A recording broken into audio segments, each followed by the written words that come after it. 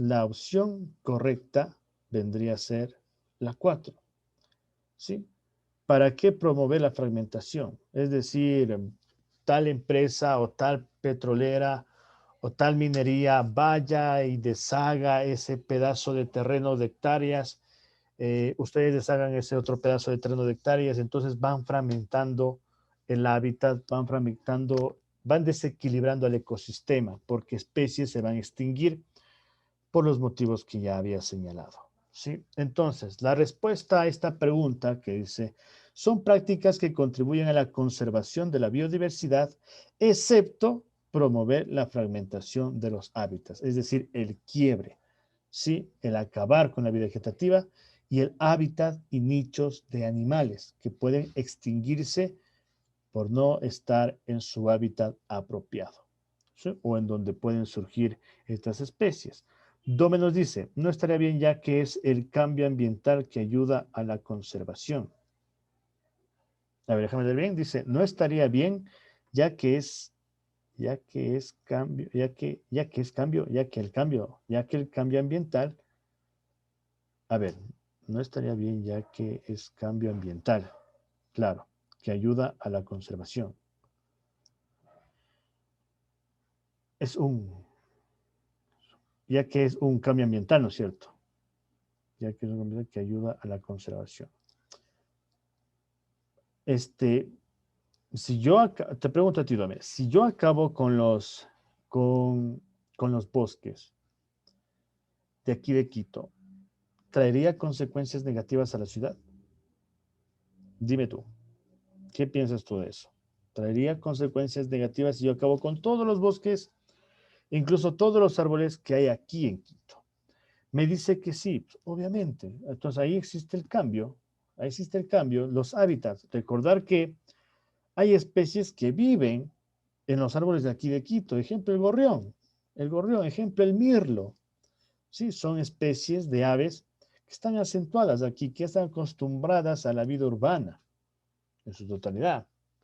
Muy bien, incluso la expansión, el crecimiento de la ciudad de Quito, ¿sí? Eh, lo digo en Quito, ¿ya? Porque en Quito hay un ejemplo. Quito crece de manera alargada, nunca de manera circular. Guayaquil crece de manera circular porque está en un territorio llano, pero Quito no lo puede, ¿sí? Entonces, Quito no puede. ¿Y qué pasa con Quito? Quito poco a poco se va expandiendo, incluso se ha ido expandiendo hasta por encima de las montañas. O sea, ya hay barrios que están en las montañas, ¿sí? Barrios populares de ahí de Quito. En Quito existió antes un bosque protector llamado Bosque Protector Quito, porque está ubicado en Quito, valga la redundancia.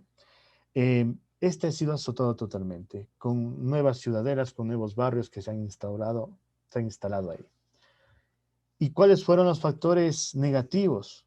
No sé si se enteraron por las noticias hace 2 años, hace un año, en la avenida Papayacta, en la vía Papayacta, ¿sí? Que comunica con Quito, se veían a los osos de anteojos cruzando la calle, ¿sí? Osos de anteojos que su hábitat es vivir en un bosque totalmente frío del páramo y que poco a poco han estado saliendo a la ciudad en buscar comida porque su hábitat poco a poco se está totalmente acabando, ¿sí?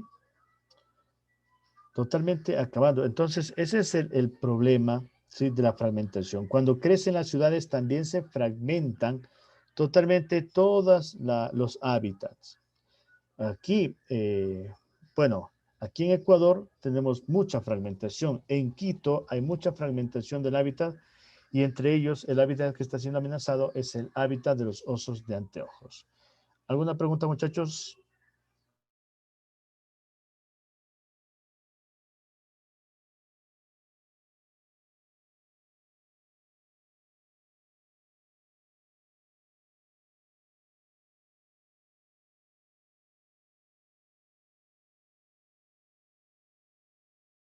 ¿Ninguna pregunta, muchachos? ¿Alguna duda sobre esta pregunta?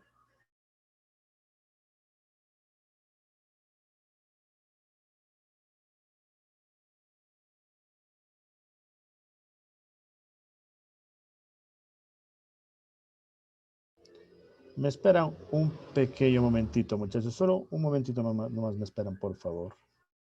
Hasta eso, lean la pregunta número 9 y en lo que vuelva unos 30 segunditos les pregunto cuál es la respuesta, por favor.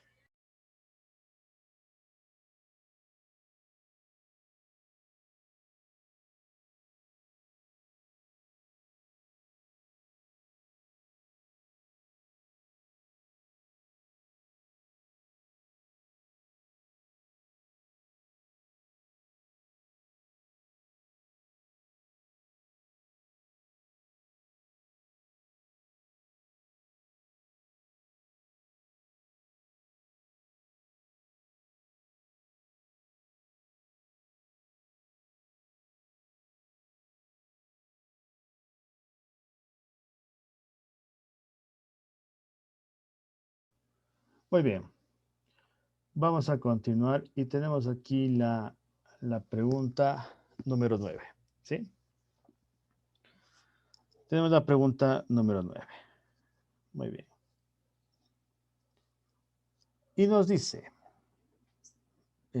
seleccione las prácticas que contribuyen a la conservación de los recursos naturales.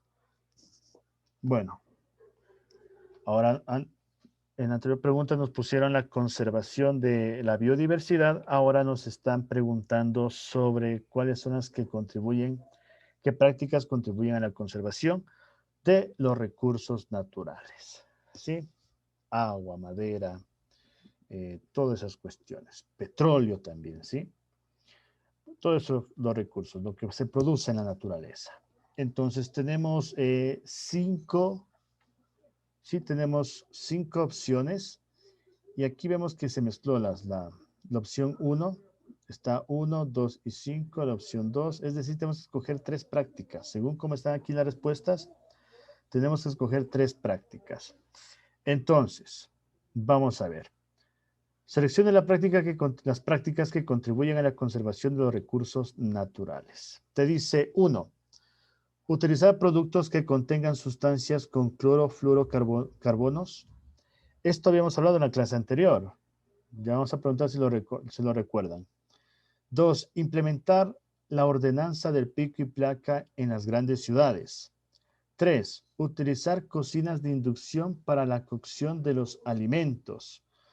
4. Quemar los residuos vegetales como fuente de energía en los ingenios azucareros. 5. Realizar los surcos para la siembra de plantas en dirección opuesta a la pendiente. Tenemos la respuesta número 1, la respuesta 2, la respuesta 3 y 4, en donde tenemos que escoger tres literales. Muy bien. Me comentan ustedes si es que ya analizaron la pregunta, me pueden dar sus respuestas y después vamos a ir analizando si están correctas o no están correctas. Vamos a ver las que contribuyen. ¿Ya? ¿Ya?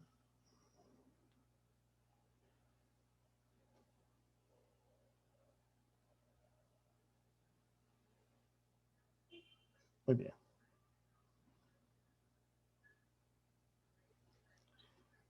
Vamos, les doy tiempo para que analicen y que me den sus respuestas.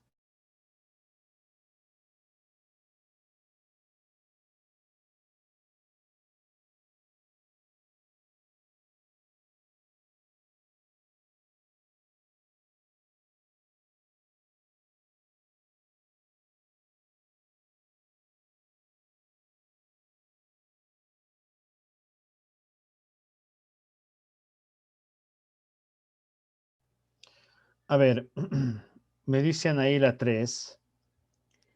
Por ejemplo, la 3 dice 2, 3 y 5. La 2, la 3 y la 5. A ver. Vamos, la respuesta de Karen y también de Alex. A ver, analicemos la. Alex dice también 3. Vamos, analicemos la respuesta de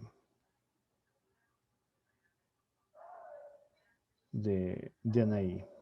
Anaí nos dice la 3. ¿Sí? La 3 nos dice, a ver, la 3 nos dice que es literal 2, 3 y 5. Entonces, a ver, vamos a ver si esas prácticas contribuyen a la conservación de los recursos naturales. Entonces, es opción 3 la que escogió. Es 2, 3 y 5. La 2 nos dice implementar la ordenanza del pico y placa en las grandes ciudades. Bien, ¿sí?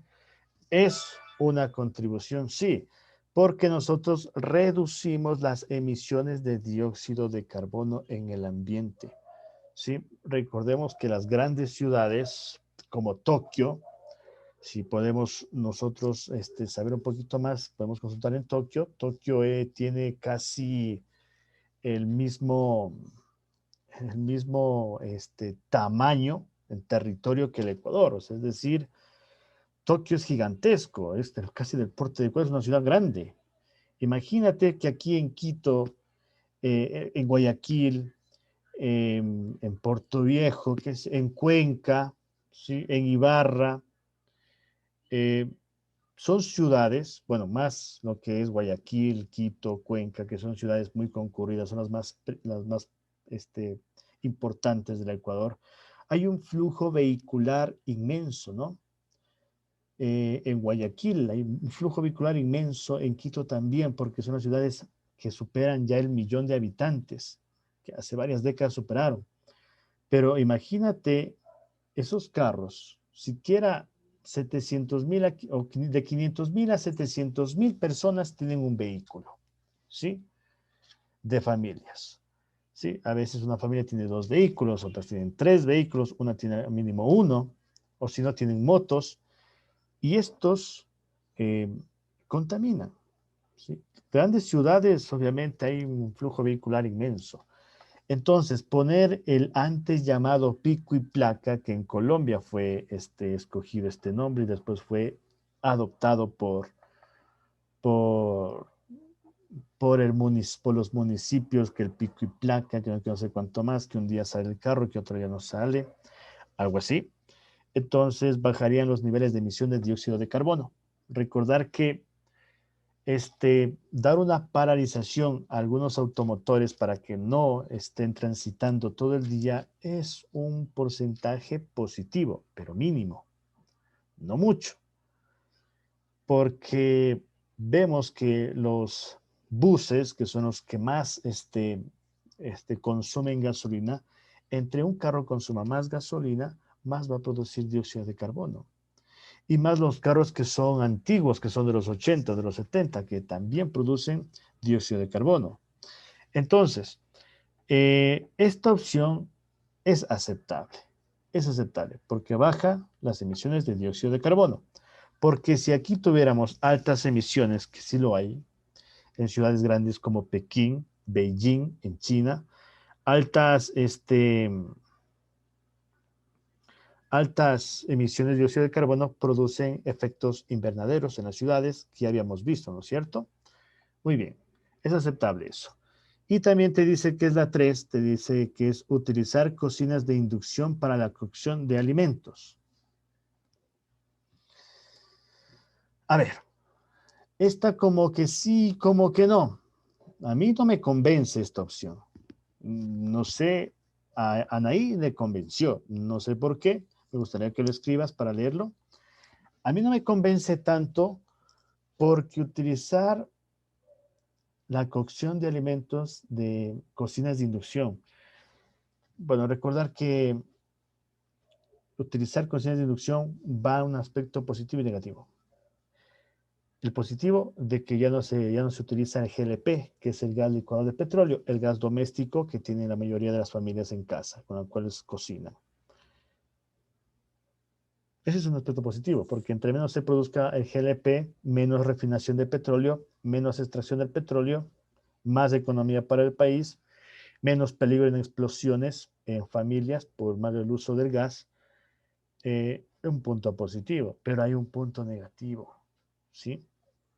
Hay un punto negativo, que es de que la cocina de inducción, recuerden muchachos, no es una cocina que utiliza de voltio 110. Creo que utiliza 220, ¿no es cierto? Eso es decir, que jala más electricidad, ¿sí? Porque cuando se impusieron aquí las cocinas de inducción en el Ecuador, en el gobierno de Rafael Correa, tuvieron que tener una conexión especial, porque esa cocina sí jala bastante electricidad. Y si todo el mundo este, utilizara cocinas de inducción, ¿sí? Demandaría que las represas hidroeléctricas ecuatorianas produzcan más electricidad. ¿Haciendo qué? Veamos las consecuencias que vienen ahí, abriendo más los canales de los ríos para que caigan sobre las turbinas y produzcan electricidad. Entonces eso sería totalmente fragmentar los hábitats, como se dijo en la pregunta anterior. Entonces, si tú tienes una respuesta entre que está que sí y entre que no, utilízala como último comodín, ¿ya? Como último comodín, si es que no encuentras más.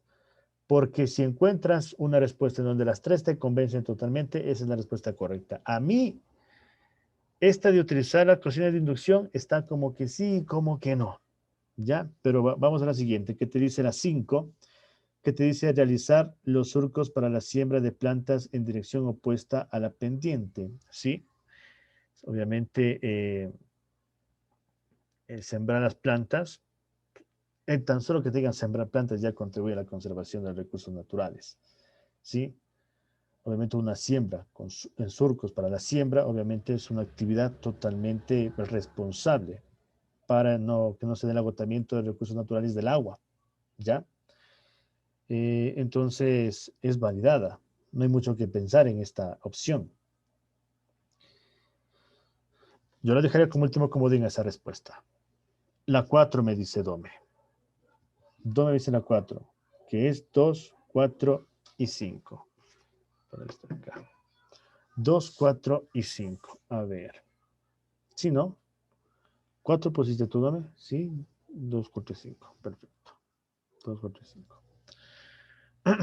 A ver. Implementar la ordenanza del pico y placa en grandes ciudades, que había dicho que sí, esa opción sí es validada. 4. Quemar los residuos vegetales como fuente de energía en los ingenios azucareros. Eso es reciclar, ¿sí? La combustión de residuos orgánicos sirve, obviamente, como energía alterna para que sirvan los molinos eléctricos, ¿sí? De los ingenios azucareros para poder realizar el azúcar. Recordar que el azúcar viene de la caña. Entonces se utilizan esos molinos y se utiliza la combustión de residuos orgánicos, entre ellos, pues obviamente, los residuos vegetales que deja pues la caña. Es una opción aceptable. Y obviamente, de la conservación de los recursos, es decir, necesitarías más gasolina, más carbón, que esos son recursos, ¿sí? Utilizarías carbono, más gasolina para que funcionen estas máquinas, estos molinos. El hecho de que estés utilizando eso, ya estás acabando con los recursos. Pero tienes después basura orgánica, que es todo lo que quedó después de haber sacado el jugo totalmente a la caña, y después convertirlo en azúcar. Entonces se utiliza eso, se reutiliza, se recicla, se reutiliza para producir una energía alterna para los molinos, para que el ingenio azucarero produzca azúcar. Para mí es una opción que sí contribuye a la conservación de los recursos naturales porque no estoy utilizando más recursos, sino que estoy manteniéndome en la línea de utilizar los desechos de la materia prima. Entonces, eso es una conservación, ¿ya? Me suena, ¿sí? Y la 5 viene a decir que realizar los surcos para la siembra de plantas en dirección opuesta a la pendiente, que había dicho que sí. Alex nos dijo igual la de Anaí. Entonces, la respuesta correcta, muchachos, es la 4. Muy bien, Dome. Es la opción 4. ¿Sí? Acá, la 1. Utilizar productos que contengan sustancias con clorofluorcarbonos. ¿Cuáles son estos compuestos? Todos los sprays. Los desodorantes, los que son para cabellos, todos estos tipos de químicos que tienen alcohol, que tienen flúor, que tienen carbonos, hacen un mal a la capa de ozono. Entonces, estos químicos son muy fuertes, desestabilizan el equilibrio, ¿sí? Obviamente, del ambiente. Entonces, la respuesta sería la 4, que es 2, 4 y 5, ¿no es cierto? La 2, la 4 y la 5, ¿sí? Porque el de quemar residuos vegetales es mucho más responsable que el de utilizar cocinas de inducción, porque sé que también tiene su aspecto negativo, utilizar las cocinas de inducción. Entonces la respuesta es 4, la 4, que es la 2, 4 y 5. Algo que quieran que les repita explicándoles algo que no esté entendido, pregunten nomás muchachos para repetirles algo que no esté entendido. Tenemos menos de un minuto, nos volvemos a conectar muchachos, si es que se cierra la transmisión, nos volvemos a conectar, ¿sí? Con el mismo link. Pero ese vendría a ser la respuesta de la pregunta número 9, ¿sí? Me dicen ustedes si tienen alguna pregunta, algo que no les quedó claro en la explicación y digan, a ver, profe, dígame cómo era la 3, cómo era la 4, cómo era la 5, porque no la entendí bien. Lo de quemar residuos. Perfecto. Mira, los ingenieros azucareros hoy en día utilizan todo lo que son la cáscara de la caña, los residuos de la caña después de haber exprimido todo el jugo. Estos al quemarse, ¿sí? Producen, verás, las viejas prácticas es utilizar carbón, ¿sí? Carbón que se extrae del suelo.